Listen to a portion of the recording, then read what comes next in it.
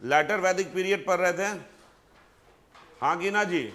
और लेटर वैदिक पीरियड का टाइम कब से कब तक था? 1000 बीसी से लेकर 500 बीसी, और ये वैदिक फेज का लास्ट फेज है, लेटर वैदिक फेज।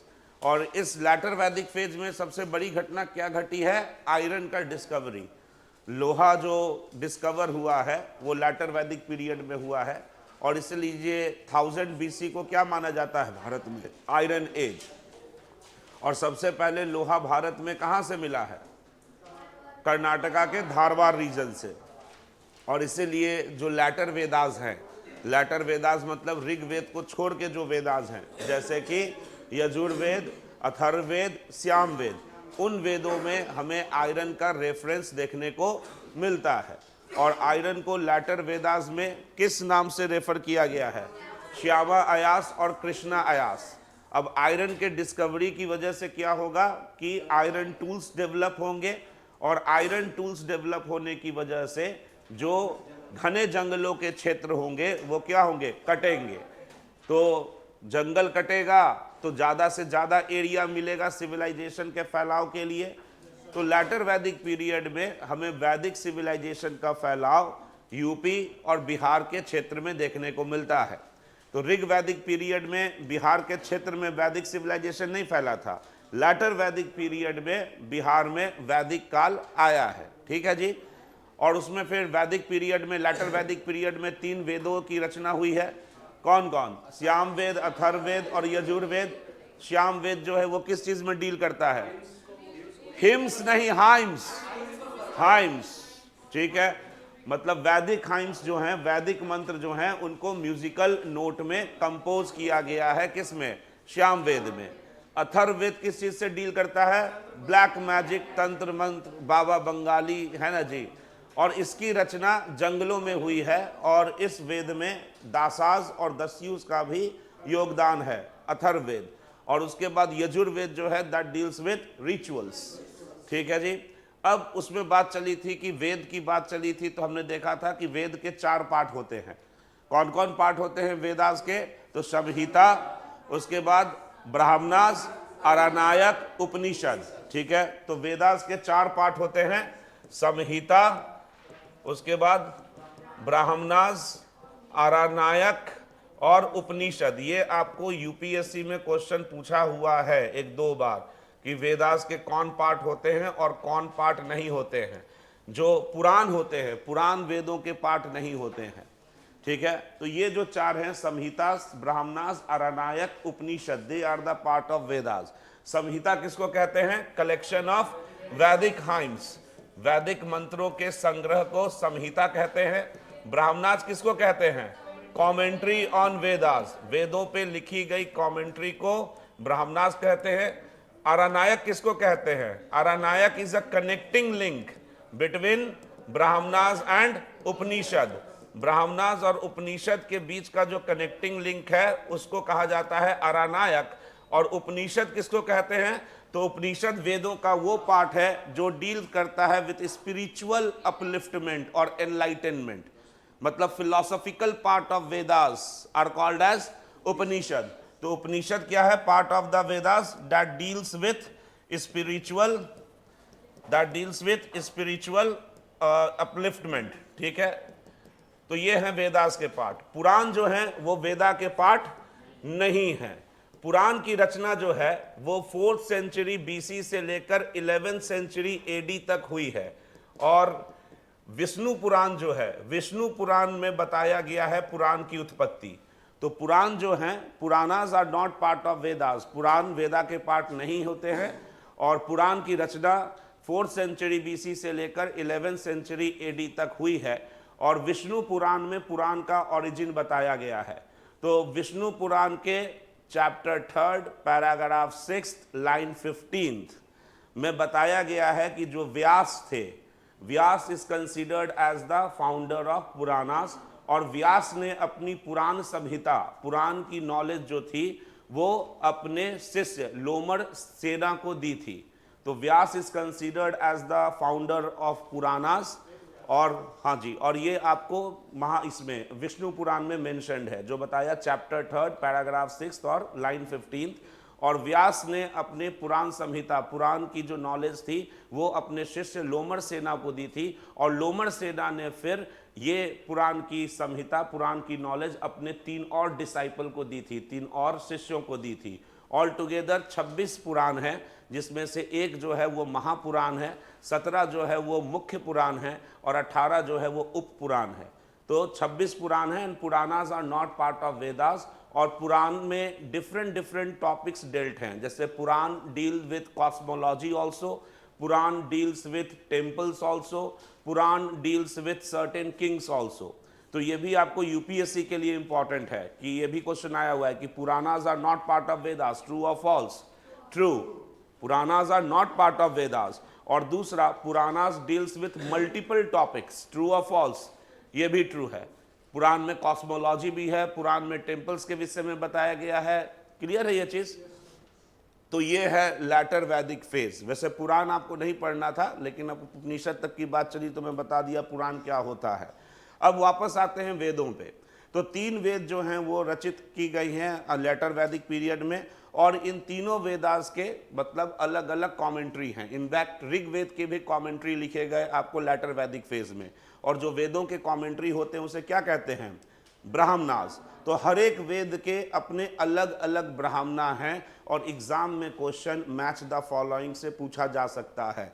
जैसे ऋग्वेद की बात करें तो ऋग्वेद का 2 ब्राह्मणा है, ऐत्रेय ब्राह्मणा और कौशिटकी ब्राह्मणा। अगेन स्ट्रेट क्वेश्चन आ सकता है कि ऐत्रेय ब्राह्मणा जो है वो किस वेद का कमेंट्री है? ऋग्वेद का। तो अब थोड़ा सा लिख लीजिए, एक जगह वेद लिखिए और दूसरी जगह ब्राह्मणा, और ये इंपॉर्टेंट है जी। पुराण के विषय में लिखिएगा क्या? लिख लीजिए। हाँ, इंपॉर्टेंट जो उपनिषद है। अब लिखिए पुराणास लिख लीजिए, क्योंकि यूपीएससी लिखिएगा तो पुराण के विषय में थोड़ी सी जानकारी चाहिए। पुराण में लिखिए they are not part of Vedas. Puranas, they are not part of Vedas, they are not part of Vedas and have been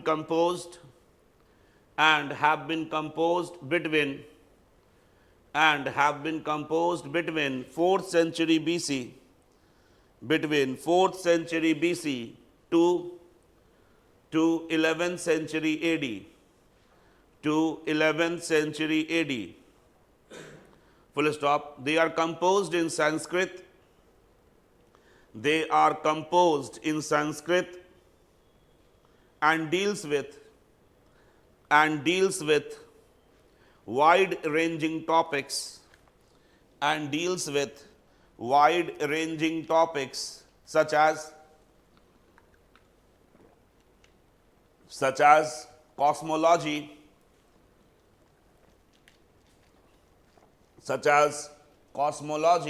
and also mentions several temples, comma kings, comma philosophy। तो पुराणास में मल्टीपल टॉपिक्स जो हैं वो डेल्ट हैं। Puranas are not part of Vedas. और पुराणों की रचना का जिक्र किसमें मिलता है? विष्णु पुराण में। तो लिखिए, नेक्स्ट पैराग्राफ में लिखिए, विष्णु पुराण। सब घर में बोल दीजिएगा तो लोग बोलेगा हम संस्कारी हो गया है। नहीं जी, Vishnu Purana deals with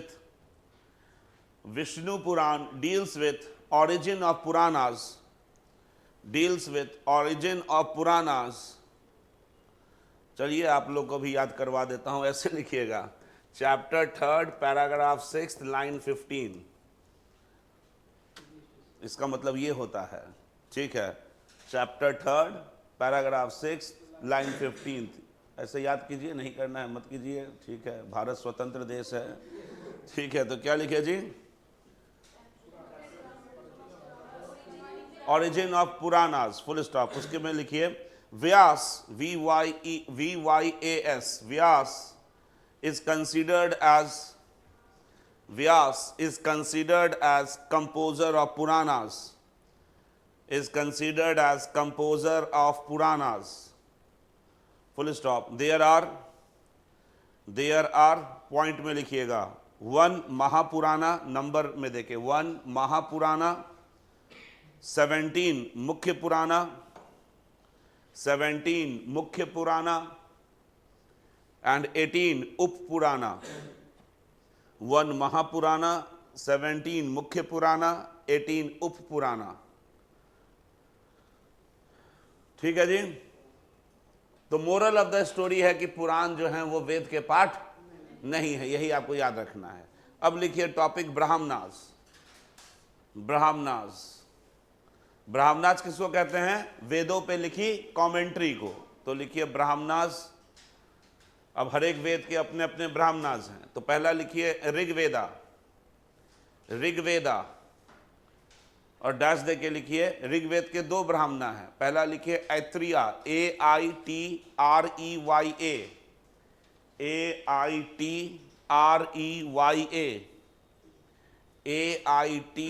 AITREYA, Aitareya ब्राह्मणा। सेकंड लिखिए कौशिटकी ब्राह्मणा, कौशिटकी, KAUSHI, कौशिटकी, TAKI, कौशिटकी ब्राह्मणा। ठीक है। ऋग्वेद के बाद लिखिए सामवेद, सामवेद। सामवेद में 4 ब्राह्मणा हैं। पहला लिखिए जन्मिनिया ब्राह्मणा, JANMINIA, JANMINIA, जन्मिनिया ब्राह्मणा। जन्मिनिया ब्राह्मणा के बाद दूसरा लिखिए सदविमशा ब्राह्मणा, सदविमशा, SADVIMSA, सदविमशा ब्राह्मणा। सदविमशा ब्राह्मणा के बाद लिखिए चंदोग्य ब्राह्मणा, चंदोग्य ब्राह्मणा। और चंदोग्य ब्राह्मणा के बाद लिखिए आर्सेया, ARSEYA, आर्सेया ब्राह्मणा। ठीक है जी। तो सामवेद के 4 ब्राह्मणा हैं। उसका लिखिए यजुर्वेदा, यजुर्वेदा। यजुर्वेदा के 3 ब्राह्मणा हैं। पहला लिखिए कथका ब्राह्मणा, KATHAKA, कथका ब्राह्मणा। कथका ब्राह्मणा के बाद लिखिए सतापथा ब्राह्मणा, सतापथा, SATAPATHA, सतापथा ब्राह्मणा। कोई ब्राह्मणा याद रखिए चाहे नहीं रखिए, ये ब्राह्मणा याद रखिएगा, सतापथा ब्राह्मणा। क्यों? क्योंकि सतापथा ब्राह्मणा में प्लोइंग रिचुअल्स डेल्ट किया है। क्या डेल्ट किया गया है? Ploughing rituals. प्लोइंग रिचुअल्स मतलब खेती करते वक्त कौन सी रिचुअल करनी चाहिए। तो ये बहुत बार एग्जाम में क्वेश्चन आया हुआ है कि कौन सा ब्राह्मणा प्लोइंग रिचुअल से डील करता है। कौन सा ब्राह्मणा? शतपथा ब्राह्मणा। और शतपथा ब्राह्मणा किस वेदा का पाठ होगा? यजुर्वेद। क्यों? क्योंकि Yajurveda deals with rituals. Clear है ये चीज? तो ये शतपथा ब्राह्मणा बहुत इंपॉर्टेंट है एग्जाम पॉइंट ऑफ व्यू से। शतपथा ब्राह्मणा के बाद लिखिए ये शतपथा ब्राह्मणा में ब्रैकेट में लिख लीजिए डील्स विथ प्लोइंग रिचुअल्स। आप नहीं लिख रहे हैं, लिखा हुआ है आपका, deals with ploughing rituals, PLOUGHI। क्या मैं बोल रहा हूँ, प्लोइंग लिखिए अपने से। ठीक है, डील्स विथ प्लोइंग रिचुअल्स। और शतपथा के बाद लिखिए नेक्स्ट तैत्रीय ब्राह्मणा, TAITREYA,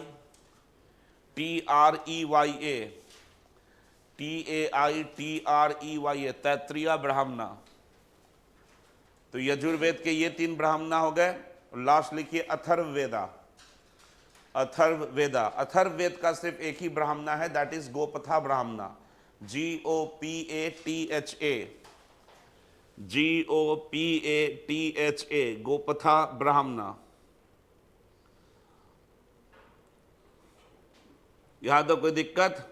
तो लैटर वैदिक फेज में लैटर वेदास की रचना हुई है, ब्राह्मणास की रचना हुई है, संहिता की रचना हुई है। ठीक है। और हर एक वेद के अपने अलग अलग ब्राह्मणा हैं। ये एग्जाम में मैच द फॉलोइंग में क्वेश्चन पूछता है, both in BPSC as well as in UPSC।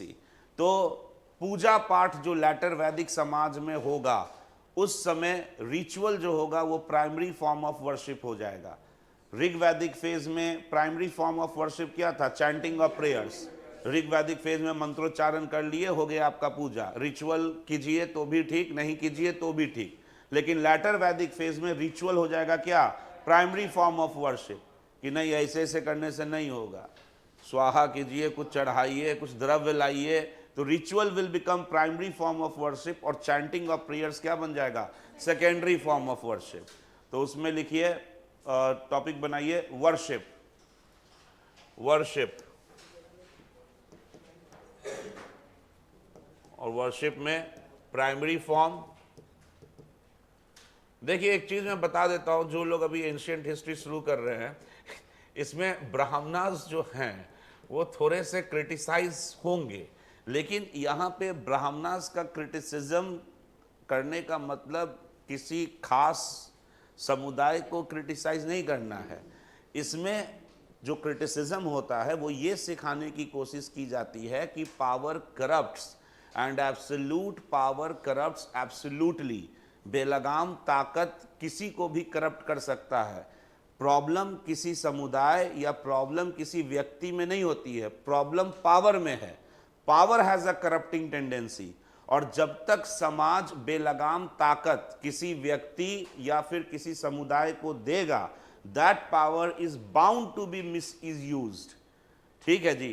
तो अब जैसे प्राचीन इतिहास में, एंशियंट टाइम पीरियड में ब्राह्मणास को बेलगाम ताकत मिली हुई थी, मतलब वेदास वही पढ़ सकते हैं, किसी को भी प्योर या इम्प्योर दे सकते हैं, कोई भी रिचुअल्स निकाल सकते हैं, और जाहिर सी बात है कि जिसके पास पावर आएगा वो उस पावर को बचाने की पूरी कोशिश करेगा। दिस इज ह्यूमन नेचर, ये इंसानी फितरत है जी। तो जितनी बेलगाम ताकत ब्राह्मणों को दी गई, उतनी बेलगाम ताकत अगर क्षत्रियों को दी गई होती तो क्षत्रिय भी उसी तरीके से बिहेव करते, वैश्यों को दी गई होती तो वैश्य भी उसी तरीके से बिहेव करते, शूद्रों को दी गई होती तो शूद्र भी उसी तरीके से बिहेव किए होते। जैसे आज आपको मान लीजिए यहाँ पे सरप्राइजिंग, कल अमित शाह जी को बुलाया हूँ मैं ख्वाब में, वो यहाँ आ गए। अब बोले आपको क्या तुम लोग समय बर्बाद कर रहे हो, चलो तुमको होम मिनिस्टर बना देते हैं, मेरा पोस्ट तुम संभालना। बस 24 घंटे में आपके चाल के उछाल में फर्क आ जाएगा। आ जाएगा कि नहीं? मतलब एक बात कह रहा हूं, सोचना तो बड़ा सोचिए रक्षित जी, क्या एमएलए विधायक तक सोच रहे हैं, होम मिनिस्टर है कि नहीं जी? डबल और नथिंग, इजंट इट? तो एक 24 घंटे भी नहीं लगेंगे आपके चाल के उछाल में फर्क आने में। तो क्या बदला? आप नहीं बदले, पावर ने आपको करप्ट किया। तो ये एंशिएंट हिस्ट्री में ये पढ़ाने का मतलब ये होता है कि अब समाज फ्यूचर में बेलगाम ताकत किसी व्यक्ति या किसी समुदाय को ना दे। ताकत दीजिए, लेकिन उस ताकत की अकाउंटेबिलिटी होनी चाहिए। समाज मतलब ऐसे मैकेनिज्म्स डेवलप करे कि भाई तुमको पावर दिए तो बताओ ऐसा क्यों हुआ, जवाब दे ही। आई बात समझ में? तो यहाँ पे ब्राह्मणास हम लोग क्रिटिसिज्म नहीं करते हैं, यहाँ पे हम लोग पढ़ते हैं कि जो समाज के द्वारा बेलगाम ताकत दी गई उसकी वजह से क्या क्या चीजें आई, और अगर भविष्य में भी इस तरीके का बेलगाम ताकत किसी को दिया जाएगा। अब हिटलर को देखिए, जर्मनी में बेलगाम ताकत था, क्या करवा दिया? द्वितीय विश्व युद्ध। तो power corrupts and absolute power corrupts absolutely. ठीक है जी। तो वर्शिप का दो फॉर्म हो गया, प्राइमरी फॉर्म और सेकेंडरी फॉर्म। प्राइमरी फॉर्म क्या बन जाएगा? रिचुअल्स, और सेकेंडरी फॉर्म क्या हो जाएगा? Chanting of prayers. Chanting of prayers. ठीक है जी। अब ये जो रिचुअल्स होगा, तो रिचुअल्स में कुछ रिचुअल्स किए जाएंगे। जैसे कि समाज में कोई नया चीज आपको मनवाना है, तो सबसे पहले क्या करते हैं आप? किसी पॉपुलर पर्सनालिटी से वो काम करवाते हैं। जुबा केसरी है कि नहीं जी? कोई पॉपुलर पर्सनालिटी वो काम करेगा, तो उसके बाद फिर जो समाज है उस चीज को क्या करने लगता है? इम्बाइब करने लगता है ना जी। जैसे कि मान लीजिए कि अभी बैगी पैंट का फैशन आ रहा है। अब अक्षय कुमार को आपने देख लिया बैगी पैंट पहनते हुए, धीरे धीरे 6 महीने के बाद जो स्टार्ट ऑफ सोसाइटी है वो उस चीज को इम्बाइब करने लगेगा। तो कोई नया चीज समाज में इंट्रोड्यूस करने के लिए जरूरी है कि कोई पॉपुलर पर्सनालिटी उस चीज को पहले करे। तो रिचुअल्स अब प्राइमरी फॉर्म ऑफ वर्शिप है लेटर वैदिक फेज में। जितने ज्यादा रिचुअल्स होंगे उतना ज्यादा क्या होगा? इनकम आएगा। किसको आएगा? ब्राह्मणास को आएगा। ठीक है जी। तो तरह तरह के रिचुअल्स बनाए जाएंगे, है ना जी। खेल मंत्री के साथ कूद मंत्री, कूद मंत्री के साथ उछाल मंत्री, मंत्रालय ही बांटना है तो बहुत सारे मंत्रालय बनेंगे। तो अब इन रिचुअल्स को सबसे पहले किंग्स करेंगे, किंग, राजा। ठीक है। तो जैसे कि पहला रिचुअल है वो है राजसूया। क्या है? राजसूया। राजसूया रिचुअल जो होता था वो किंग परफॉर्म करता था, और राजसूया रिचुअल परफॉर्म करने के बाद ये घोषित कर दिया जाता था कि राजा के पास दैविक शक्ति आ चुकी है, राजा अजय और अमर है।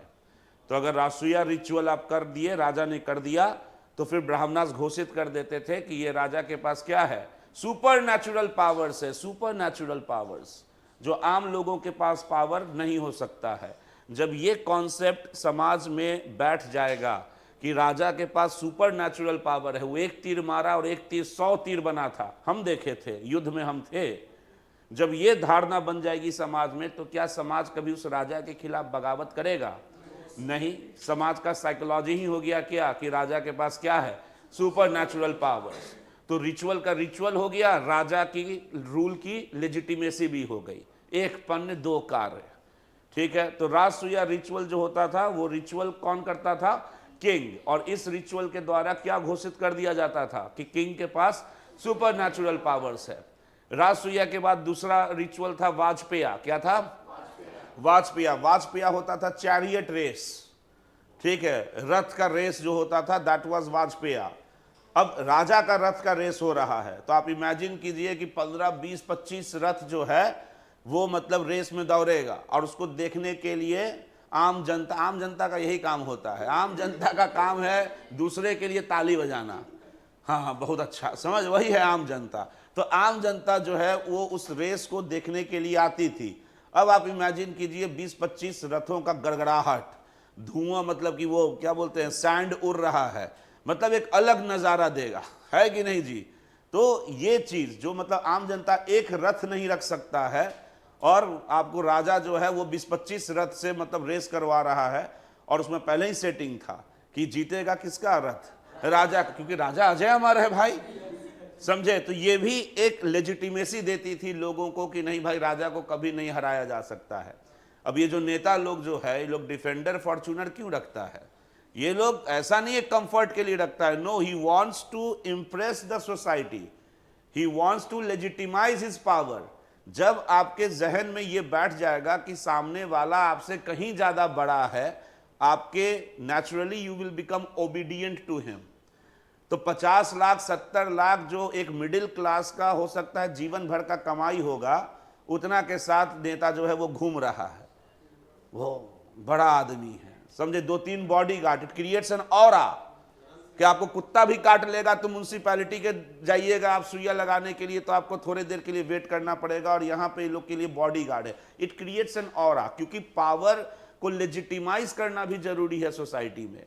आपको एसडीएम बना दिया गया है और आपका कोई मान ही नहीं रहा है कि आप एसडीएम हैं। बोरिंग रोड चौराहा पे चिल्ला के बोल रहे हैं कि हम एसडीएम हैं, एक बच्चा भी आके हंस के चला जा रहा है।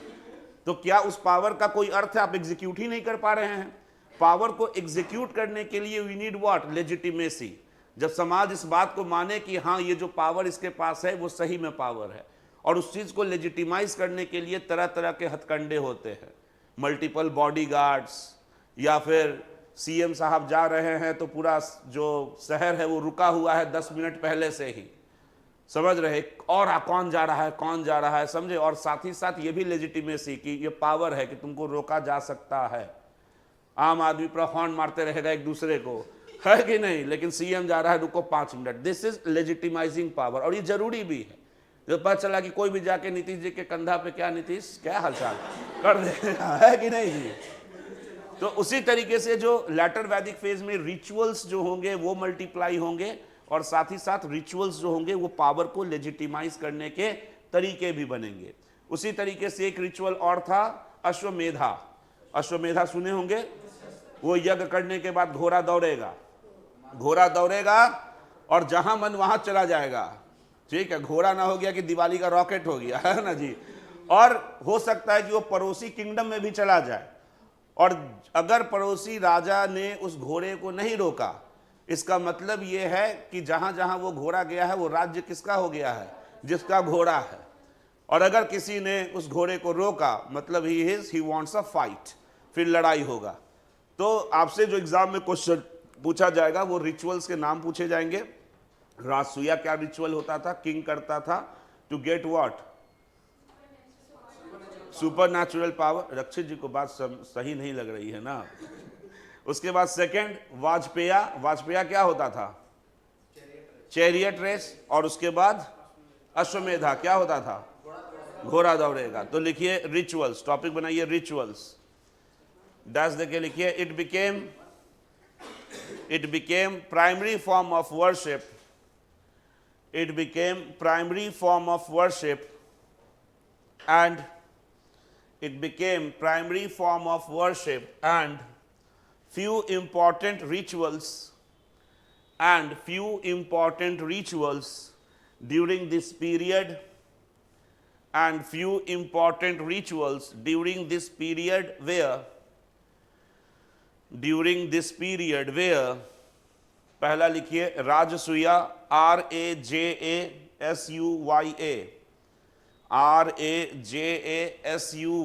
राजसूया, डैश देके लिखिए supposed to confer supreme power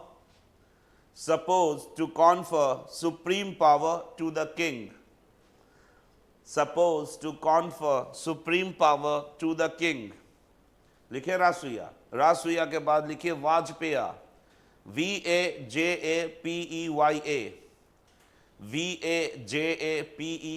वाजपेया। वाजपेया किसको कहते थे, chariot race.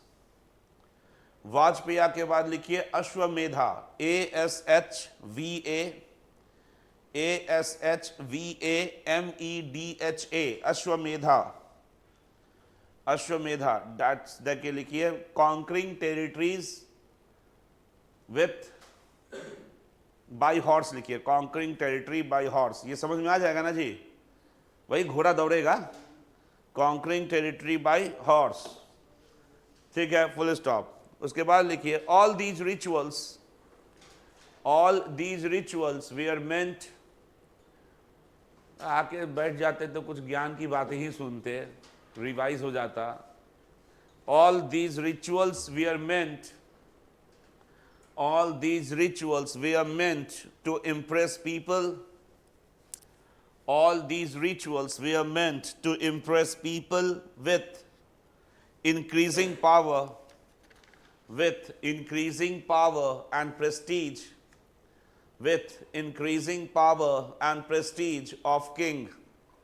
with increasing power and prestige of king, full stop, ठीक है जी। तो रिचुअल क्या बन जाएगा, प्राइमरी फॉर्म ऑफ वर्शिप, और चैंटिंग ऑफ प्रेयर क्या बन जाएगा, सेकेंडरी फॉर्म ऑफ वर्शिप, ठीक है जी। नेक्स्ट लिखिए, ये हो गया वर्शिप, हो गया वर्शिप के बाद ऑक्यूपेशन लिखिए, ऑक्यूपेशन, पेशा, ऑक्यूपेशन। तो ऑक्यूपेशन में भी एक प्राइमरी ऑक्यूपेशन होगा, एक सेकेंडरी ऑक्यूपेशन होगा, है ना जी, प्राइमरी एंड सेकेंडरी, ठीक है। जो प्राइमरी ऑक्यूपेशन लैटर वैदिक फेज में बन जाएगा वो क्या बन जाएगा, पैस्टोरलिज्म, सॉरी एग्रीकल्चर। जो प्राइमरी फॉर्म ऑफ ऑक्यूपेशन बनेगा लैटर वैदिक फेज में वो क्या बन जाएगा, एग्रीकल्चर, और जो सेकेंडरी फॉर्म होगा वो क्या बन जाएगा, पैस्टोरलिज्म। एग्रीकल्चर सेकेंडरी हो जाएगा पैस्टोरलिज्म। और इन सभी के अलावा क्राफ्ट, ये तो एग्जिस्ट करेगा ही, समाज का कुछ व्यक्ति रहेगा जो किस चीज में इन्वॉल्व होगा, क्राफ्टमैन में, जैसे कि लोहा का काम होते रहेगा, कॉपर का काम होते रहेगा, इजंट इट, हल्ला गुल्ला नहीं, ठीक है। तो लैटर वैदिक पीरियड में ऑक्यूपेशन की बात करें तो primary occupation agriculture, secondary occupation pastoralism, और इसके अलावा क्राफ्ट। अब कैसे पता चलता है हमें कि लैटर वैदिक फेज में primary form of occupation agriculture हो गया होगा। ऋग वैदिक पीरियड में तो हमें ऋग्वेदा से पता चला था। ऋग वैदिक पीरियड में प्राइमरी फॉर्म ऑफ ऑक्यूपेशन क्या था, पैस्टोरलिज्म। और वो कहाँ से पता चला था, ऋग्वेदा में। उसमें हम लोग देखे थे कि कुछ एनिमल्स थे वो काफ़ी ज़्यादा बार मेंशन किए हुए थे, जैसे अश्वा हो गया, वृषभा हो गया, गौ हो गया। उसके बाद हम लोग को ये भी देखे थे कि ब्राह्मणास लोग गिफ्ट में जो थे वो गाय लेते थे, वॉर भी जो होता था वो गाय की वजह से होता था। तो ये सारी चीज़ें बताई थी कि भाई ऋग वैदिक पीरियड में पैस्टोरलिज्म एक प्राइमरी फॉर्म ऑफ ऑक्यूपेशन रहा होगा। लैटर वैदिक पीरियड्स में एग्रीकल्चर कैसे बन गया सेकेंडरी फॉर्म ऑफ ऑक्यूपेशन, तो पहला जो प्रूफ है वो प्रूफ है आपको सतापथा ब्राह्मणा।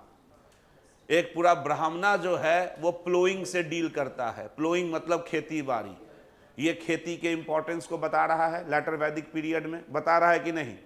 तो पहला तो हो गया शतापथा ब्राह्मणा। दूसरा है कि बलराम कृष्ण के भाई बलराम को लेटर वैदिक टेक्स्ट में हलधर बताया गया है। क्या बताया गया है? हलधर, वो जो हल धरा हुआ है, जो हल पकड़ा हुआ है। अब बलराम रेवर्ड फिगर है ना, तो बलराम जैसा व्यक्ति जो है वो हल चला रहा है, मतलब कि हल चलाना या एग्रीकल्चर एलीट प्रोफेशन है लेटर वैदिक एज में।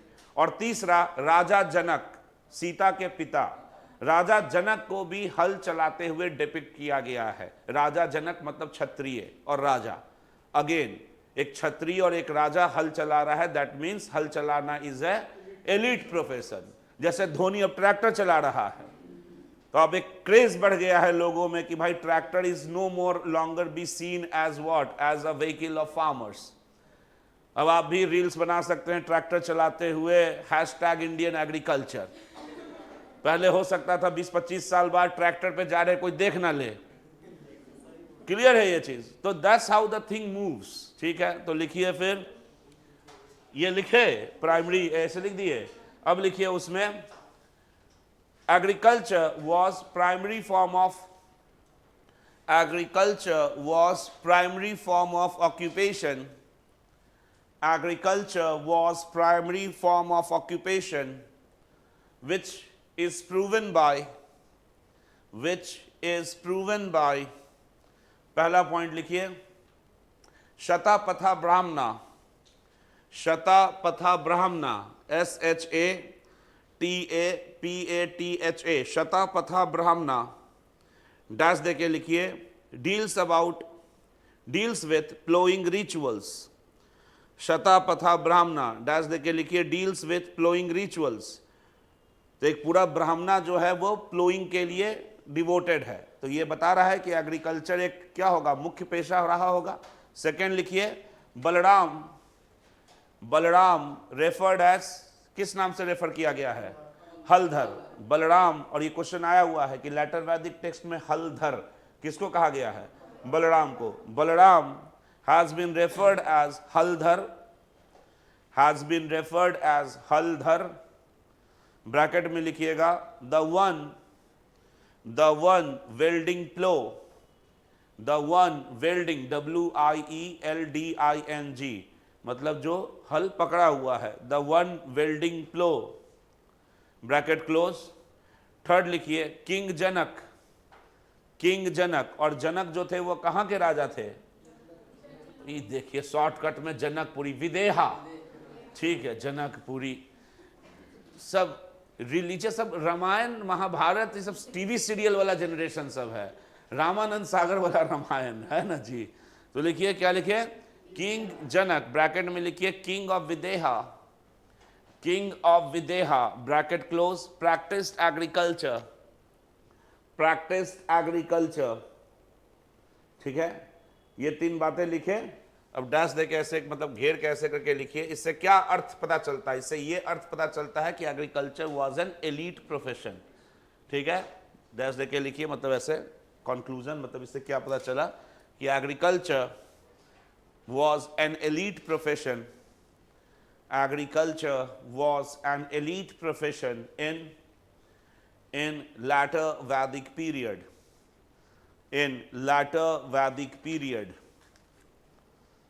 Full stop. In latter Vedic period.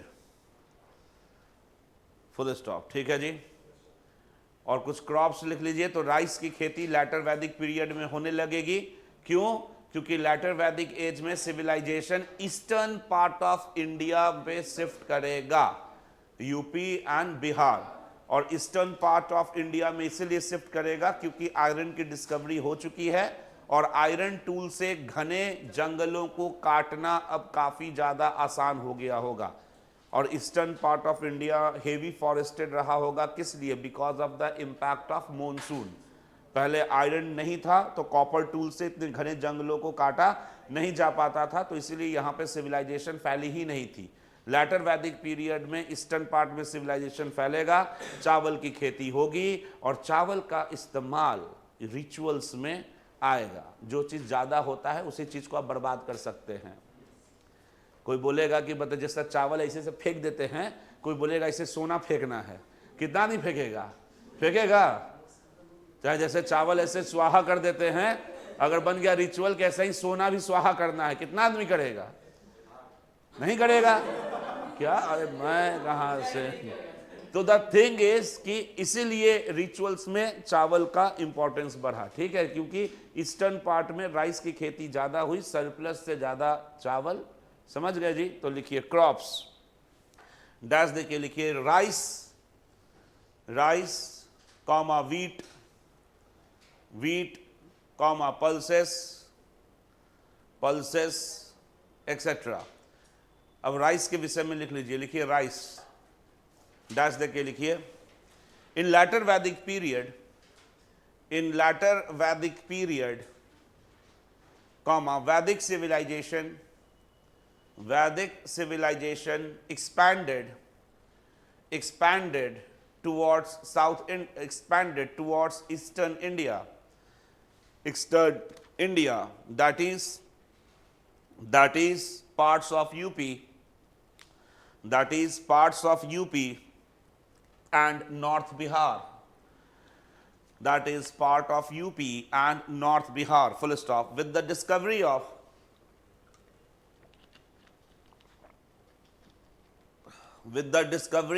iron, with the discovery of iron, comma, deforestation in eastern India became possible, which led to extension of habitation,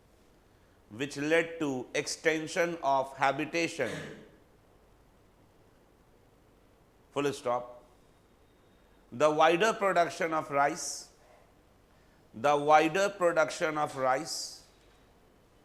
from these regions, led to its adoption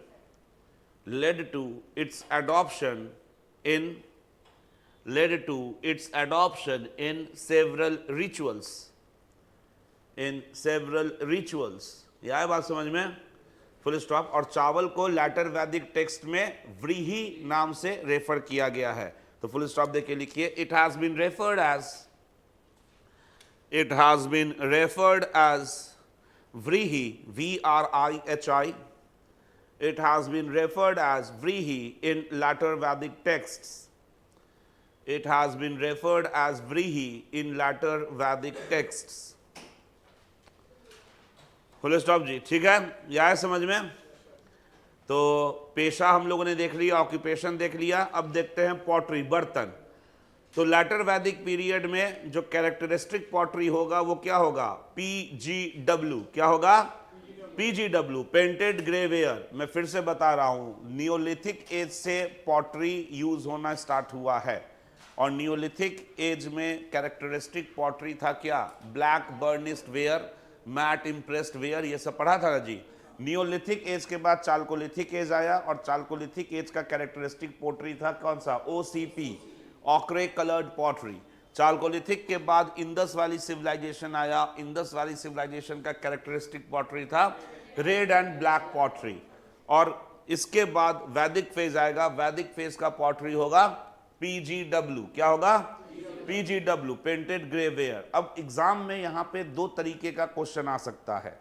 एक तो question आ सकता है कि straight पूछ देगा आपको कि बताइए लैटर वैदिक पीरियड में कौन सा कैरेक्टरिस्टिक पॉटरी था, या फिर दूसरा क्वेश्चन आ सकता है कि वैदिक समाज के लोग किन किन पॉटरी से फैमिलियर थे। अगर ये पूछा तो जहां बात आ जाती है फैमिलियर की, तो इंसान अपने करंट सिचुएशन में जो चीज इस्तेमाल हो रहा है उससे भी अवगत होता है, और उससे पहले जो चीजें इस्तेमाल हो चुकी है उससे भी अवगत होता है।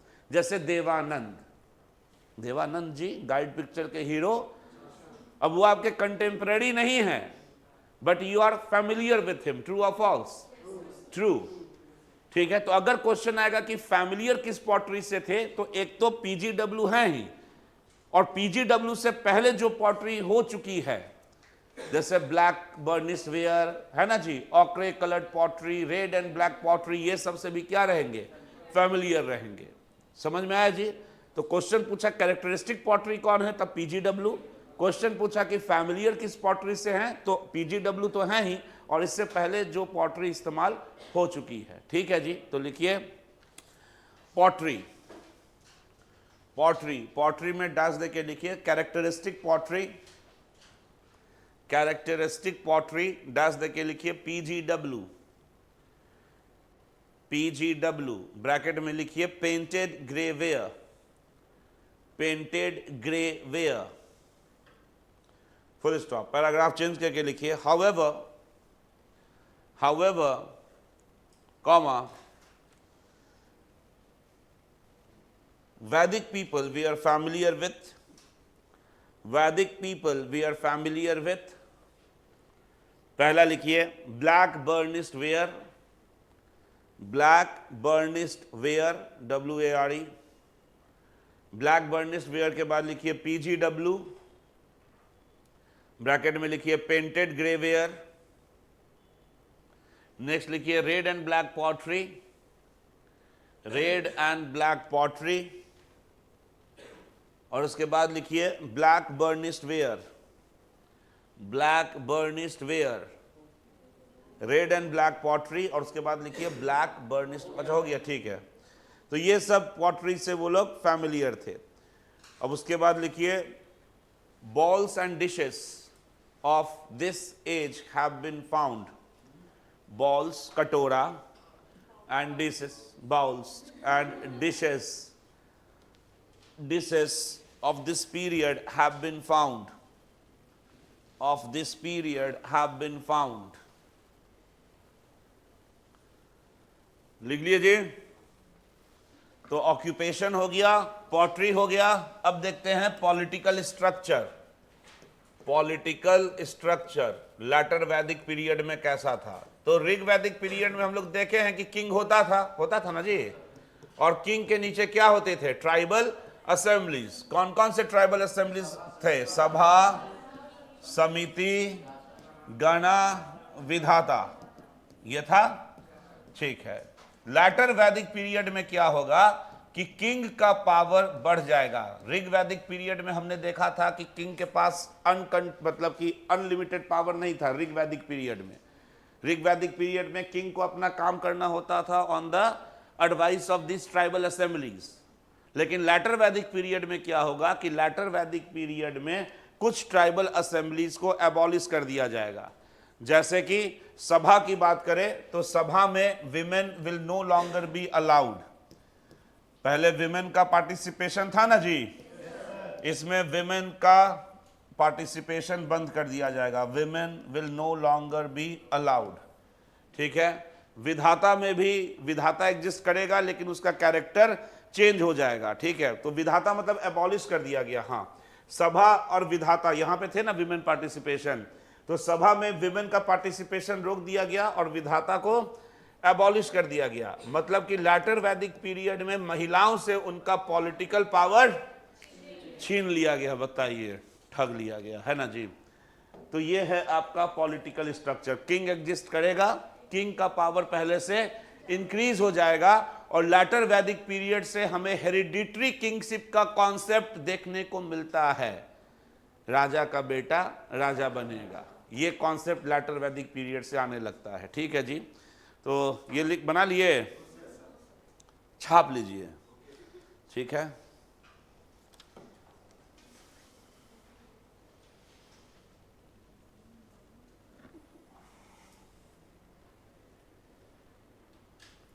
क्वेश्चन बना रहे हैं जी ना? बना रहे हैं, बन रहा है क्वेश्चन ना? ठीक है। पॉलिटी में क्या चल रहा है आप लोग का?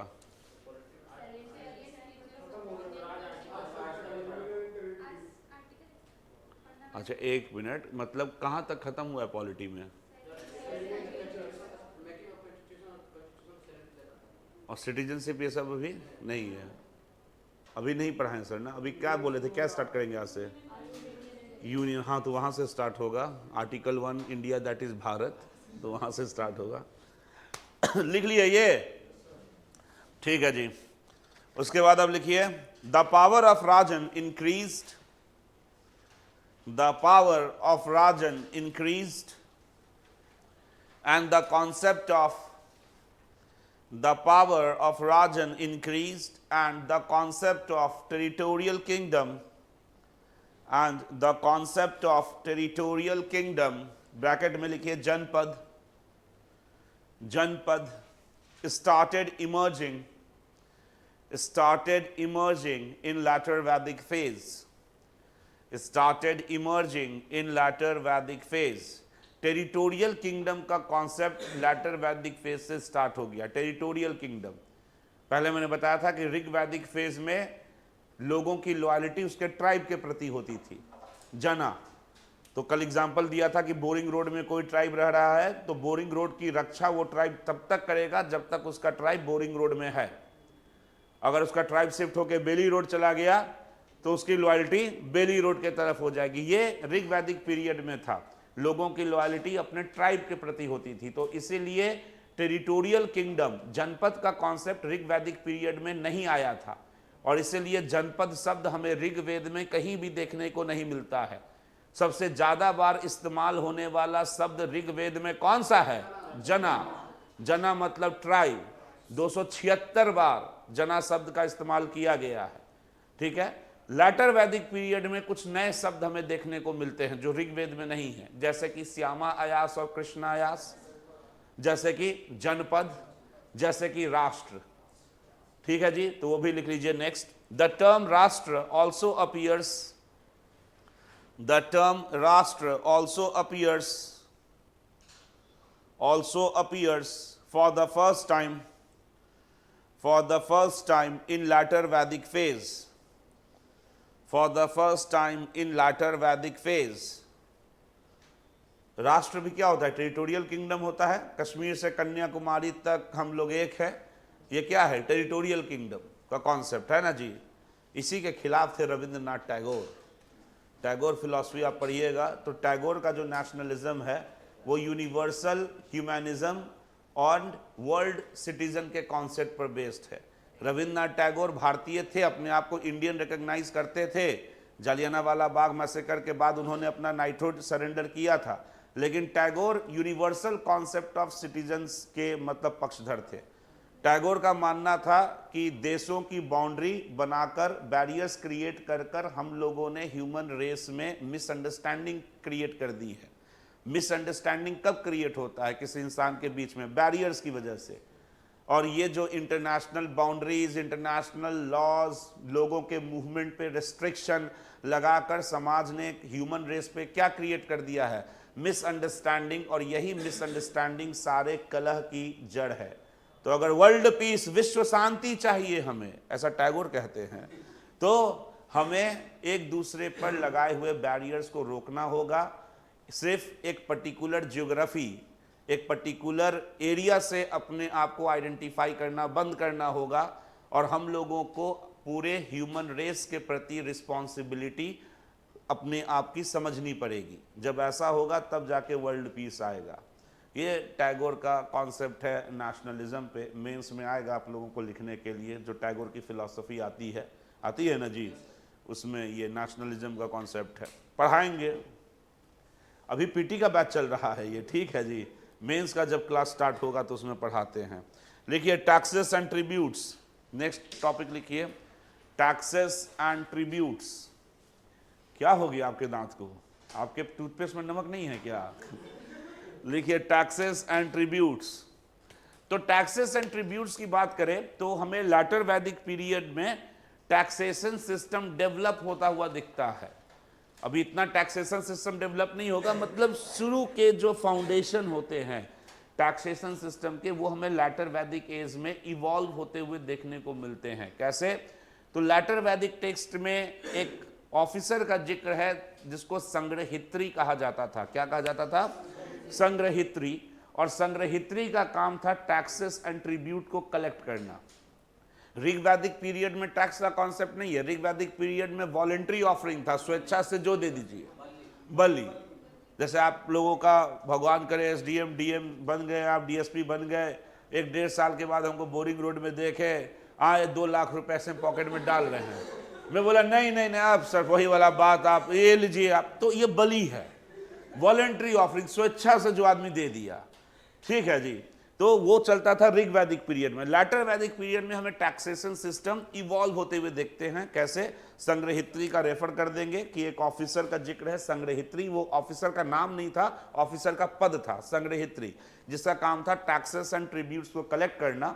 लेकिन फिर भी taxation system letter Vedic period में इतनी ज्यादा डेवलप नहीं होगी कि स्टैंडिंग आर्मी मेंटेन की जा सके। तो स्टैंडिंग आर्मी ना ऋग्वैदिक पीरियड में है ना लैटर वैदिक पीरियड में है। स्टैंडिंग आर्मी भारत में सबसे पहली बार 6th सेंचुरी बीसी में देखने को मिलेगी। कब? 6th century BC. 6th century BC मतलब अब लैटर वैदिक जब खत्म होता है तो लैटर वैदिक के बाद जो फेज आता है that is 6th century BC. 6th century BC ancient history में 4 चीजों के लिए इंपॉर्टेंट है। पहला, 6th century BC is the age of Mahajanapada. पहली बात हमें महाजनपद देखने को मिलते हैं। महाजनपद किसको कहते हैं? जनपद का बड़ा भाग नहीं, बोलिए large territorial kingdom with standing army. Standing army होना रिक्वायरमेंट है महाजनपद के लिए। बोलिए large territorial kingdom with standing army. Standing army समझ में आ गया किसको कहते हैं? वार हो ना हो आर्मी मेंटेन है, और उसके लिए you need what? Wider resources payment देने के लिए। तो 6th सेंचुरी बीसी एक तो इंपॉर्टेंट है बिकॉज ऑफ महाजनपद। दूसरा इंपॉर्टेंट है because it is the second phase of urbanisation in India. Bharat में जो शहरीकरण का दूसरा फेज आया है वो कब आया है? 6th सेंचुरी बीसी में। पहला फेज शहरीकरण का आया था आईवीसी में, उसके बाद समाज फिर ग्रामीण हो गया, रूरल। ये जो वैदिक फेज हम लोग पढ़ रहे हैं यहाँ पे सोसाइटी क्या है? रूरल। और इसके बाद फिर समाज अर्बनाइज होगा कब? 6th सेंचुरी बीसी में। तो एक तो हो गया 6th century BC is the age of Mahajanapadas. दूसरा है 6th century BC is the second phase of urbanisation in India. Third, 6th century BC वो टाइम पीरियड है जब गौतम बुद्धा और वर्धमाना महावीरा हुए हैं। तो गौतम बुद्ध कब आए थे पृथ्वी पे? तो अब नहीं बोल देना है बहुत साल पहले, अब बोलना है 6th सेंचुरी बीसी। तो 6th सेंचुरी बीसी वो पीरियड है जब गौतम बुद्ध और वर्धमाना महावीरा इस पृथ्वी पे आए हैं। और 6th सेंचुरी बीसी वो टाइम पीरियड है जब भारत पे पहली बार विदेशी आक्रमण हुआ है। समझे जी? And the first power to invade India were Persians. ठीक है जी, सबसे पहले फॉरेन पावर जिसने भारत पे आक्रमण किया वो कौन थे? पर्सियंस। तो 6th सेंचुरी बीसी 4 डायमेंशन के लिए इंपॉर्टेंट है जो अभी लैटर वैदिक फेज के बाद शुरू होगा। तो इस समय गौतम बुद्धा नहीं है लैटर वैदिक फेज में। तो जब गौतम बुद्धा आएंगे उस समय रिचुअल समाज में काफी ज्यादा बढ़ चुका होगा, क्योंकि Gautam Buddha 6th century later वैदिक फेज के बाद आए हैं। लैटर वैदिक फेज में रिचुअल की इंपॉर्टेंस क्या हो रही है? बढ़ रही है। मनगढ़ंत रिचुअल्स भी बनाए जा रहे हैं जो वेदों में मेंशन भी नहीं है, वो भी रिचुअल। ठीक है जी। तो यही ना, जब गौतम बुद्धा आएंगे, बुद्धिज्म क्या था? Buddhism was a reaction against Orthodox Hinduism. ठीक है। और वर्ण व्यवस्था के अंतर्गत जो रिचुअल्स का सारा पावर ब्राह्मणास को दे दिया गया था।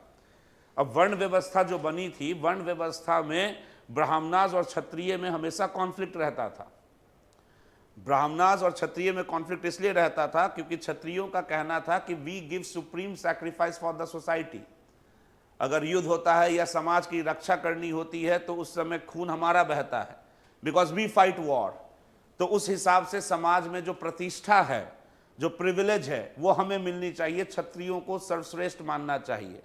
ब्राह्मणास लोगों का कहना था कि वो सब बात सही है, लेकिन मनवाता कौन है समाज से कि तुम राजा हो? अब हम कैसे भी मनवाए, हम चाहे वेदों का हवाला दे के समाज से मनवा दे या फिर कोई रिचुअल करवा के मनवा दे, मनवा तो हम रहे हैं।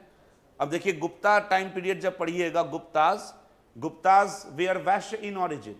गुप्ता एम्पायर जानते हैं ना, 275 to 550 AD। Gupta's where Vysya in origin. And again धर्मशास्त्र के अनुसार सिर्फ ब्राह्मण या फिर क्षत्रिय रूल कर सकता था, लेकिन सत्ता तो सत्ता है, किसी के हाथों में आ गई। तो गुप्ताज वैश्य थे, उनके पास सत्ता आ गई। अब उनके पास ये प्रॉब्लम था कि समाज से कैसे मनवाए, क्योंकि मैंने आपको बताया कि सिर्फ सत्ता होना ही इंपॉर्टेंट नहीं होता है, समाज मानना भी चाहिए कि आपके पास पावर है, जिसको लेजिटिमेसी कहते हैं।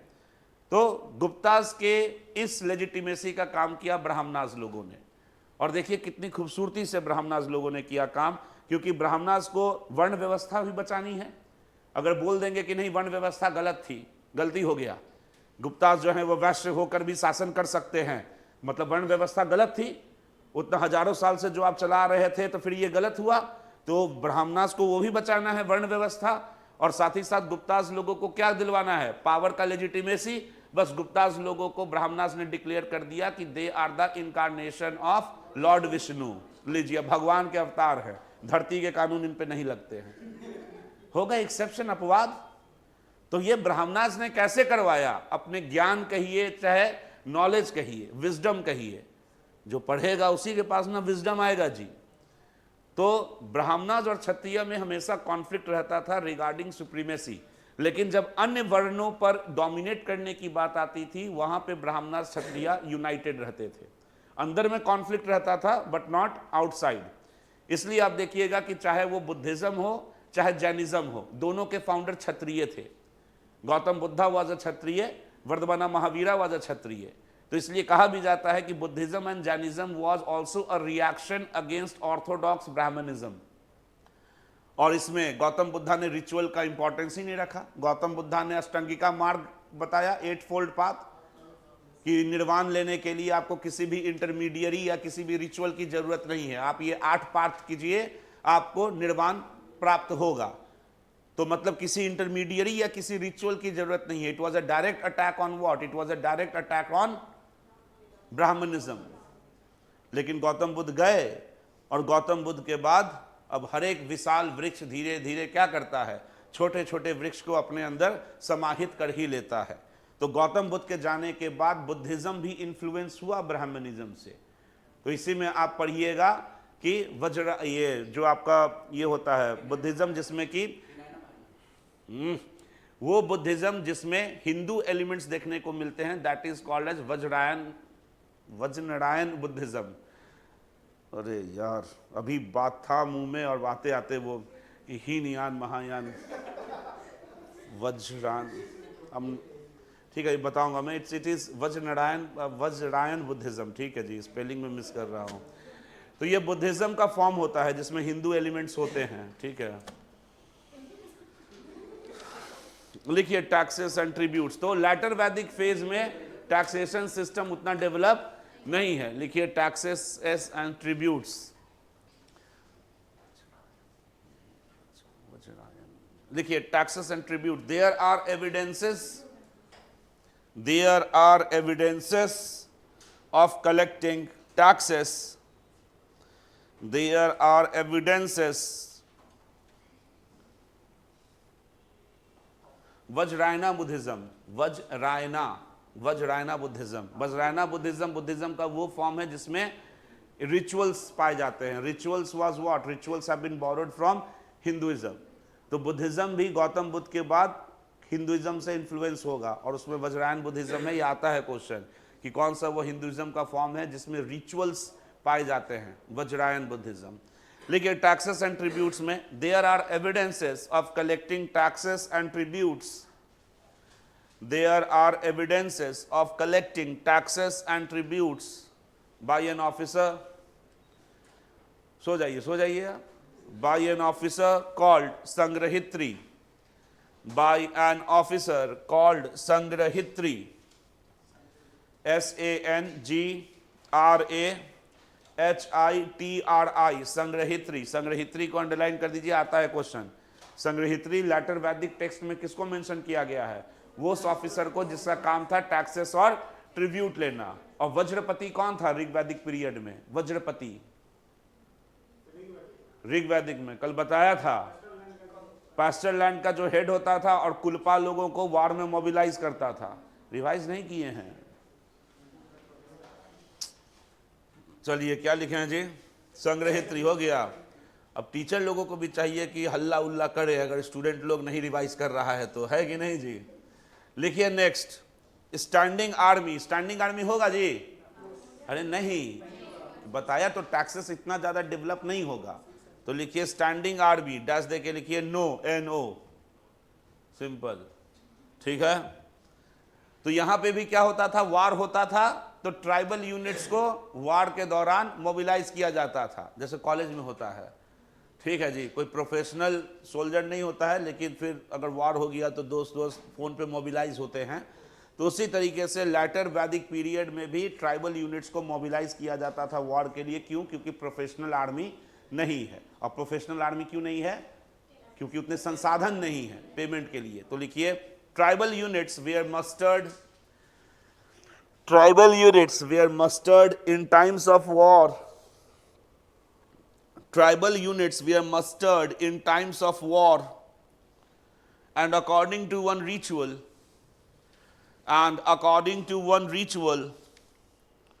for success in war, and according to one ritual for success in war, comma, the king had to eat along with his people, the king had to eat along with his people, bracket में लिखिए विस, VIS, bracket close, from the same plate, from the same plate. तो विस किसको कहा गया है letter Vedic text में? आम जनता को।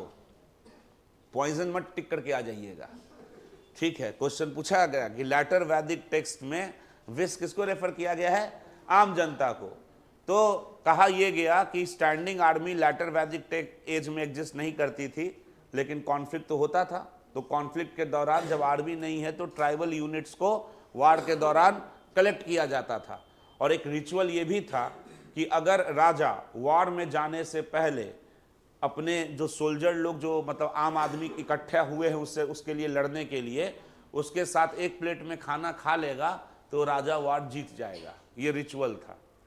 क्या लगता है आपको, सही था कि गलत था? मतलब कहा जा रहा है कि आप वॉर में जा रहे हैं और एक रिचुअल है, विध, कैसे एग्जाम देने से पहले, सब अंधविश्वास में ही भारत रहा है।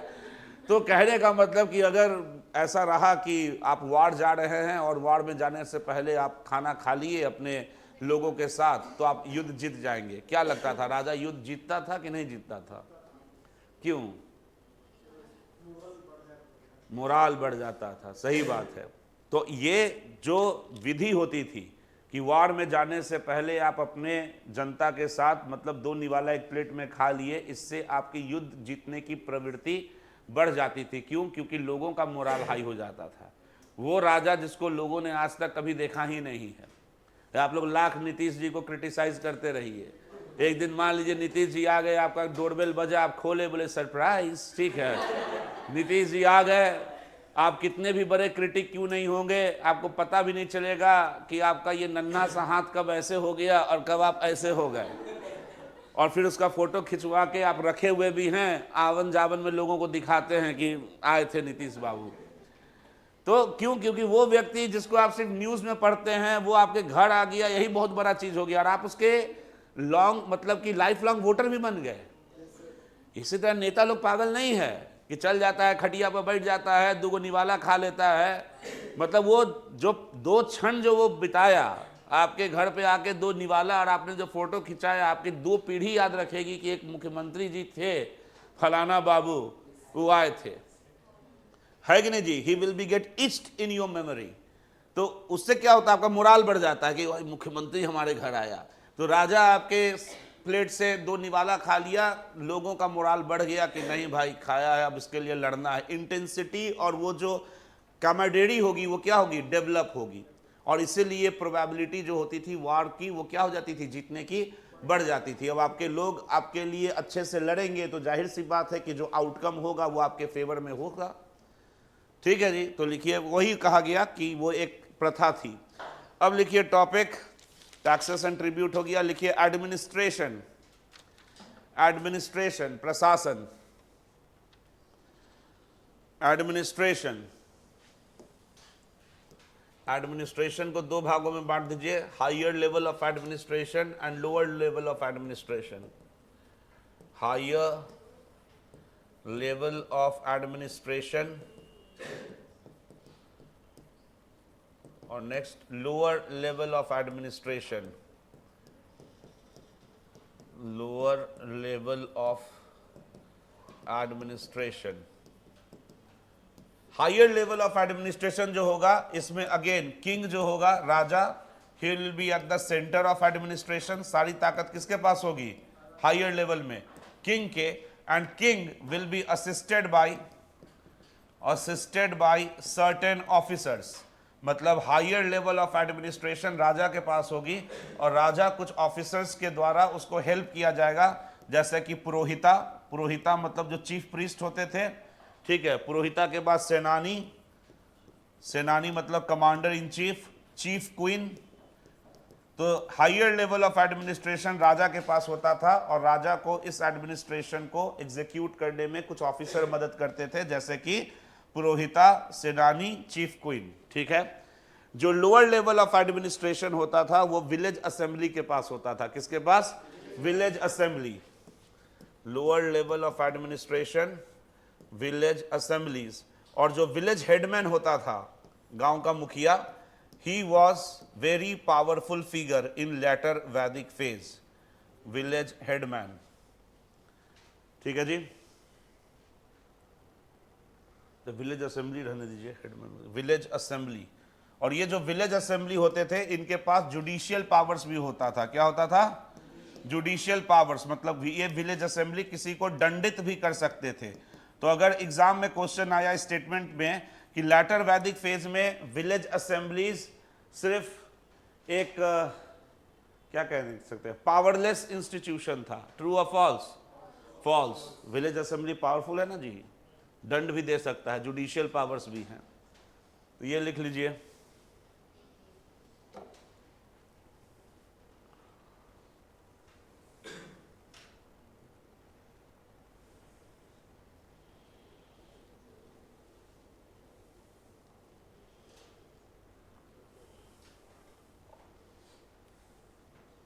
लिख लीजिए. अब लिखिए गॉड्स, भगवान. अब लेटर वैदिक एज में सब भगवान भी तो होंगे कि नहीं? तो देखिए इंसान कितना मतलबी होता है, अपने फायदे के लिए कुछ भी बदल सकता है. तो नोट बदला गया तो नहीं, भगवान को ही बदल देगा सब. तो ऋग वैदिक पीरियड में इंद्रा जो थे वो क्या थे? प्रिंसिपल गॉड थे. लेटर वैदिक एज में अब इंद्रा का नामो निशान नहीं है. तो जो प्राइमरी गॉड हो जाएंगे लेटर वैदिक एज में, बोलिए. प्रजापति, रुद्रा, विष्णु, पुषान. पुषान जो होंगे that will be God of animals. ठीक है. तो गॉड ऑफ एनिमल किसको कहा गया? पुषान को. विष्णु जो हैं वो लेटर वैदिक एज में माइनर गॉड हैं. उनकी पोजीशन बढ़ी है लेकिन वो क्या है? Minor god. विष्णु की पोजीशन जो इंक्रीज हुई है वो हुई है गुप्ता टाइम पीरियड में. ठीक है. जो ब्रह्मा विष्णु महेश, जो विष्णु जो है वो ब्रह्मा महेश के साथ जिनका स्टेटस दिया गया हिंदुइज्म में, वो दिया गया है गुप्ता फेज में. क्यों? क्योंकि गुप्ताज को डिक्लेयर कर दिया गया था कि Guptas are incarnation of Vishnu. अभी बताया ना. तो जैसे जैसे विष्णु का स्टैचर बढ़ेगा समाज में, वैसे वैसे इनडायरेक्टली किसका स्टैचर बढ़ेगा? गुप्ता किंग्स का. तो इसीलिए गुप्ता टाइम पीरियड में विष्णु के महिमा मंडन में बहुत सारे लेख लिखे जाएंगे, उसके बाद पुराण लिखी जाएगी. ठीक है जी. विष्णु को ग्लोरीफाई किया जाएगा गुप्ता पीरियड में, ताकि जैसे जैसे विष्णु का स्टैचर बढ़े वैसे वैसे गुप्ता किंग का स्टैचर लोगों के बीच में बढ़े. तो विष्णु लेटर वैदिक टेक्स्ट में मेंशन है, but Vishnu is a minor god. Vishnu had become a major god बाद में, गुप्ता टाइम पीरियड में. ठीक है जी.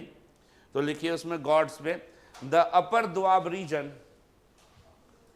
डिजिटल इंडिया क्यों हो रहा है क्लास में? The upper Doab region developed,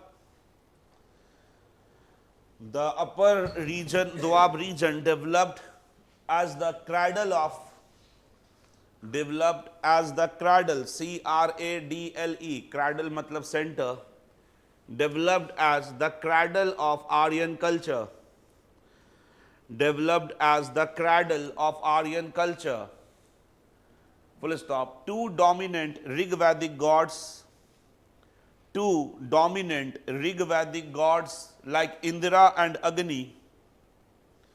Two dominant Rigvedic gods like Indra and Agni lost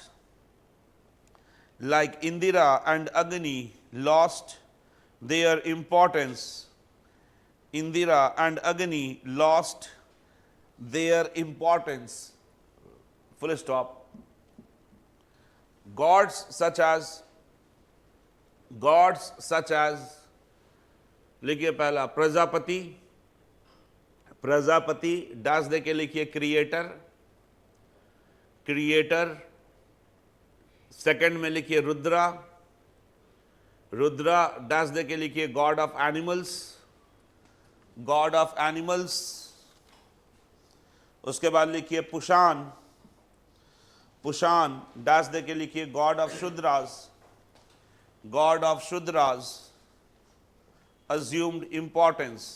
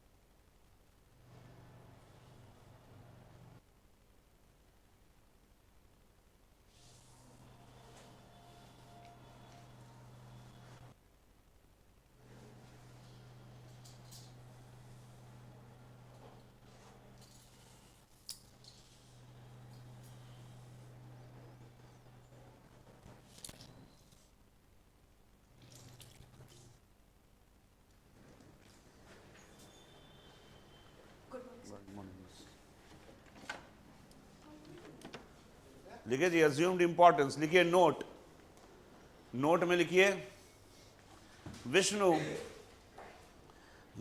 has been referred in latter Vedic text। However, he became a major god during Gupta period। मूर्ति पूजा जो होगी वो letter वैदिक age में क्या होगी? बढ़ जाएगी। ठीक है, क्योंकि जितने ज्यादा भगवान के अवतार, उन सभी अवतारों के साथ बना दिया जाएगा रिचुअल कि ये फलाना मतलब भगवान का कथा है, ये इन भगवान का द्रव्य है, ये भगवान का दिन है। और जितना ज्यादा रिचुअल उतना ज्यादा इनकम। तो इसलिए आइडल वर्शिप, मूर्ति पूजा का बढ़ाव हमें लैटर वैदिक फेज में देखने को मिलती है। और सैक्रिफाइसेस भी हमें लैटर वैदिक फेज में देखने को मिलेगी। रिचुअल बढ़ेगा तो उसमें सैक्रिफाइसेस भी आ जाएगा। तो अब होता ये था कि सैक्रिफाइस और रिचुअल बन गया लैटर वैदिक एज में कॉमन फॉर्म ऑफ वर्शिप। अगर आपको थोड़ा सा ज़्यादा अच्छा पूजा कराना है तो अब क्या होगा? बलि देना पड़ेगा। यहाँ बलि जो पहले वॉलंटरी ऑफरिंग था, लैटर वैदिक एज तक बलि बन जाएगा क्या? सैक्रिफाइस। और सैक्रिफाइस में इंसान अपने निगेटिव इमोशन को सैक्रिफाइस नहीं करेगा। लालच है मेरे अंदर, ईर्ष्या है मेरे अंदर, इनसिक्योरिटी है मेरे अंदर, इसको सैक्रिफाइस इंसान नहीं करता है अच्छा पर्सन बनने के लिए। सैक्रिफाइस करेगा मतलब जानवर लोगों को, खस्सी को काट देगा, ले सैक्रिफाइस हो गया, बलि हो गया। सैक्रिफाइस का मतलब क्या होता है? जो चीज आपका सबसे प्यारा है उसको सैक्रिफाइस करना। अब निगेटिव इमोशन को पाल के रखे हुए हैं बचपन से, तो कहीं ना कहीं वो अटैच है, आपका प्यारा है। क्यों? क्योंकि लेजीनेस है। लेजीनेस की वजह से ही नेगेटिव इमोशन है। अब देखिएगा, इंसान जो गुस्सा होता है वो बस उस चीज पे गुस्सा होता है जिसको पता है इंसान को कि ये हम कर सकते हैं, लेकिन वो कर नहीं होता है। ये उसको चिड़चिड़ा बनाता है कि नहीं जी? तो instead of walking out of your comfort zone, अब आप जाएंगे कि कोई पूजा करवा लेते हैं कि बिना मेरे एफर्ट के वो चीज सही हो जाए।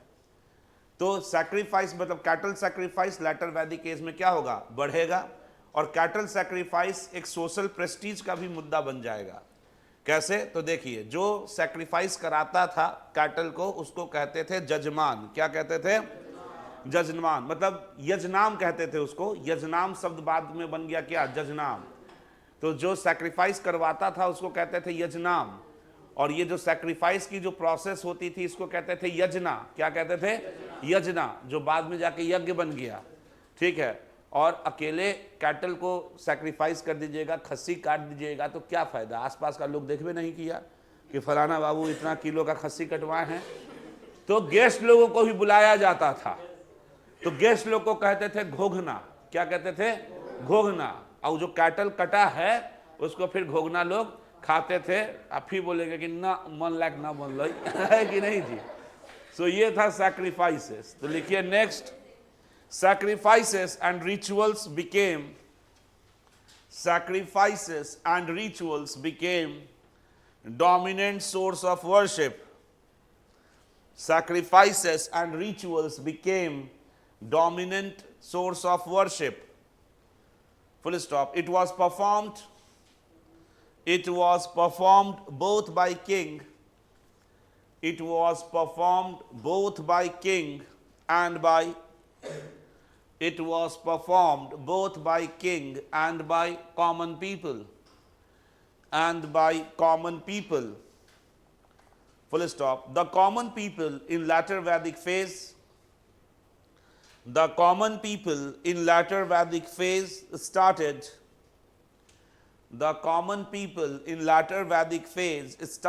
cattle sacrifices.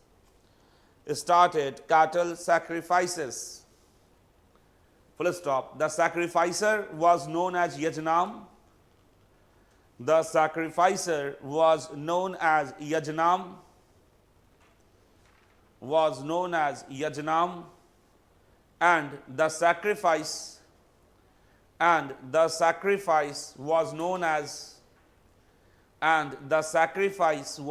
as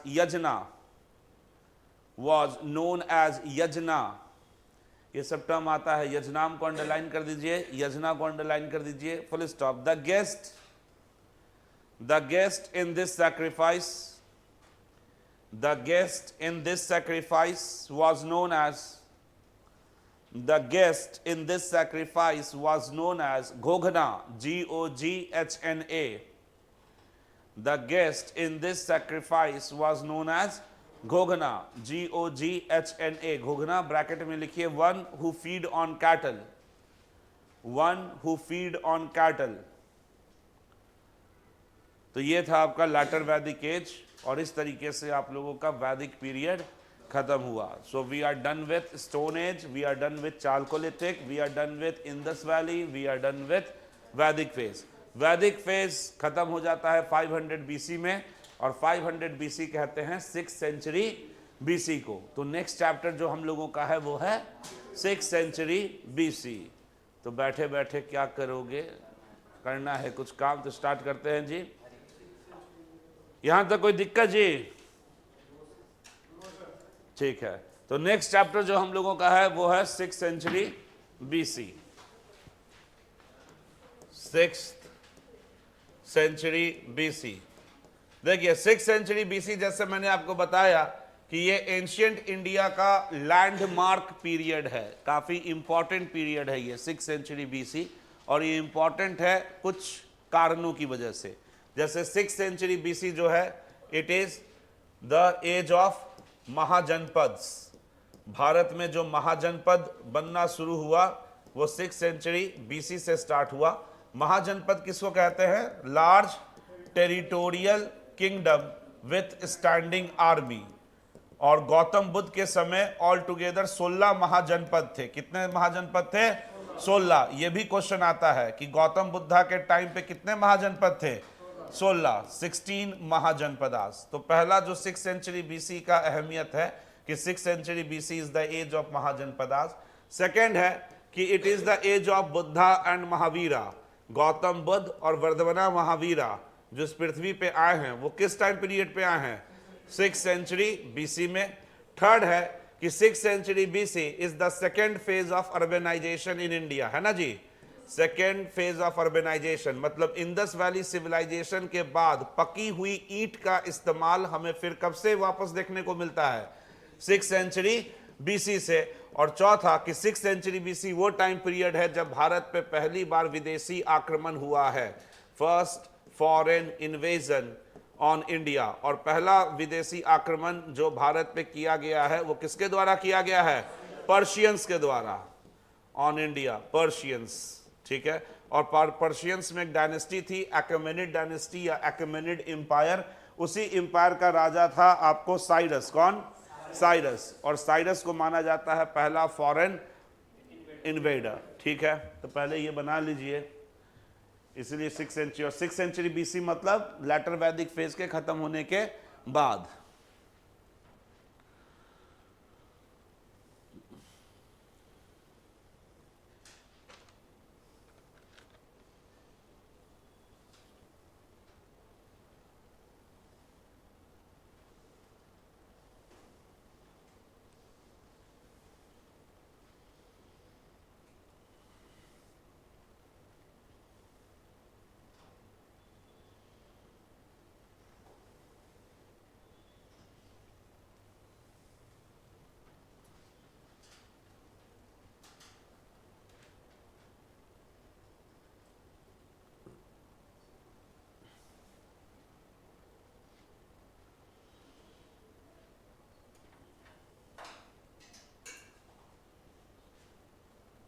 लिख लिए?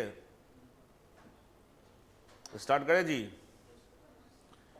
पहले first foreign invasion on India वाला डायमेंशन देख लेते हैं। तो 6th सेंचुरी बीसी में भारत पे आक्रमण क्यों हुआ, उसके कुछ कारण थे। पहला कारण यह था कि पश्चिमी भारत, वेस्टर्न इंडिया में मगध जैसा साम्राज्य नहीं था। 6th सेंचुरी बीसी के दौरान जो पश्चिमी भारत था, जो वेस्टर्न इंडिया था, वेस्टर्न इंडिया मतलब जो ही पंजाब अफगानिस्तान का जो एरिया है, western India was ruled by small principalities. छोटे छोटे राज्य जो थे वो वेस्टर्न इंडिया पे रूल करते थे, जैसे कि कंबोज हो गए, मद्रास हो गए, गहादवालाज हो गए, ठीक है, गंधारा हो गए। तो अब ये छोटी छोटी रियासत जो थी वो बड़े फॉरेन पावर्स के इन्वेजन को नहीं रोक सकी। अगर वेस्टर्न इंडिया में मगध जैसा साम्राज्य रहता, बड़ा डायनेस्टी बर्थ, हो सकता था कि फॉरेन इन्वेजन को रोका जा सकता था। तो एक कारण तो हो गया फॉरेन इन्वेजन का 6th सेंचुरी बीसी में कि western India was ruled by small principalities, there was absence of a strong empire like that of Magadha. दूसरा हो गया कि इंडिया बहुत पहले से फेमस था कि भाई भारत मतलब फर्टाइल सॉइल। तो ये भी एक जो चीज़ थी वो विदेशी आक्रमणों को अपने तरफ खींची, ठीक है, कि भारत मतलब पैसा। जैसे आज दुबई और यूएस है ना जी, वैसे किसी ज़माने में अपना भारत हुआ करता था, लेकिन लोगों की लेजीनेस ने लुटवा दिया। क्या जी? थर्ड है accessibility through Hindu Kush range. Third क्या है? Accessibility through Hindu Kush range, कि भारत में हिंदू कुश रेंज से आया जा सकता था। तो एक तो जो इन्वेडर्स होंगे उनका ग्रीड होगा, रिच एंड फर्टाइल सॉइल, सुने हुए हैं किस्सा। दूसरा, भारत आने का एक्सेसिबिलिटी भी है, कैसे? हिंदू कुश से। और तीसरा, 6th सेंचुरी बीसी में वेस्टर्न इंडिया जो पश्चिमी भारत था, जिसको गेटवे माना जाता था, भारत आने का दरवाजा, it was ruled bye smaller kingdoms. ठीक है जी। तो पहला डायमेंशन लिखिए, टॉपिक का नाम लिखिए ईरानियन एंड मैसिडोनियन इन्वेजन, चाहे लिखिए ऐसे, foreign invasion on India during 6th century BC. Topic का नाम लिखिए foreign invasion on India, foreign invasion on India ही लिखिए, foreign invasion on India.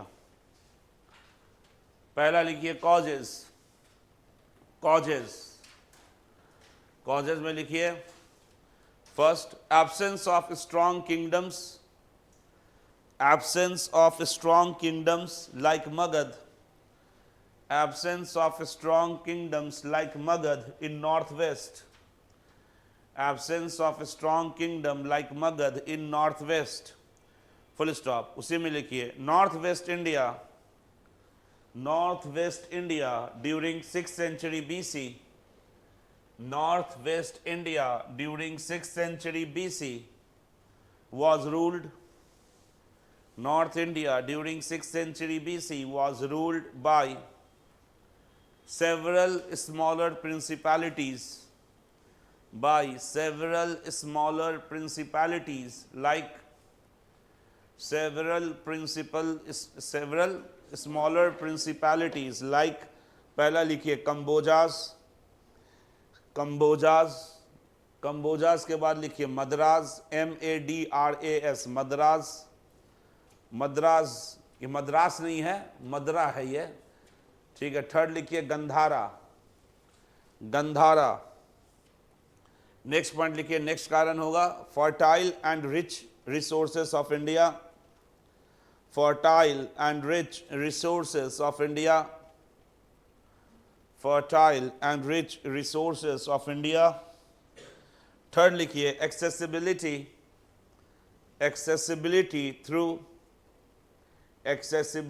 through Hindu Kush mountain range, accessibility through Hindu Kush mountain range, ठीक है। और पहला invasion जो भारत पे किया वो किसने किया? पर्शियंस में अकेमेनिड डायनेस्टी ने। तो लिखिए फर्स्ट इन्वेजन इन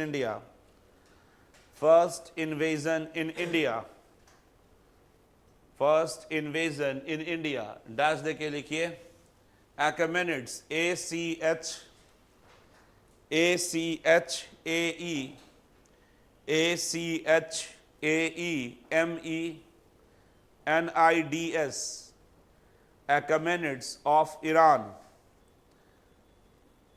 ठीक है जी। आज यहीं तक रहने देते हैं, फिर आगे कल इसको कंप्लीट करेंगे। आज क्या तारीख है? 26, 28, ये चैप्टर खत्म हो जाएगा, ठीक है जी। फिर कब से आइएगा आप लोग?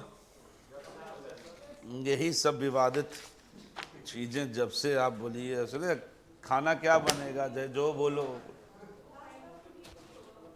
हाँ, उसके बाद तो शायद सुन रहे हैं कि गर्ल्स हॉस्टल बंद हो रहा है, तो फिर क्या करेंगे? कब खुल रहा है गर्ल्स हॉस्टल? 6 को बंद रहेगा, तो